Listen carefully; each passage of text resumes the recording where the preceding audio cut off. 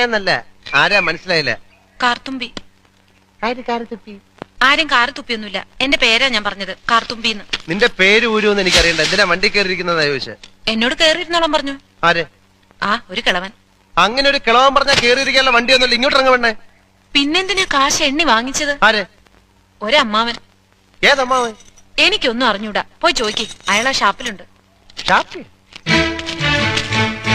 ദേ വരുന്നു, അങ്ങോട്ട് ചോദിച്ചോളൂ. എന്താ ചോദിക്കണമെന്ന് വെച്ചാ. അമ്മാവാ, ഇയാൾ എന്തൊക്കെയോ പറയുന്നു. മര്യാദയ്ക്ക് സംസാരിച്ച് ചവിട്ടേണ്ട. ഇയാളാണോ ഈ പെണ്ണിന്റെ കാശ് വാങ്ങിയത്?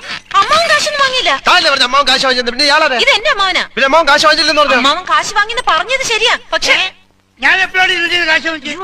അമ്മാവൻ കാശ് വാങ്ങിന്നല്ല ഞാൻ പറഞ്ഞത്. പറഞ്ഞു അമ്മാവൻ കാശ് വാങ്ങിച്ചെന്ന് പറഞ്ഞു. എന്റെ അമ്മാവൻ കാശ് വാങ്ങിന്നല്ല ഞാൻ കാശ് വാങ്ങിച്ചത്.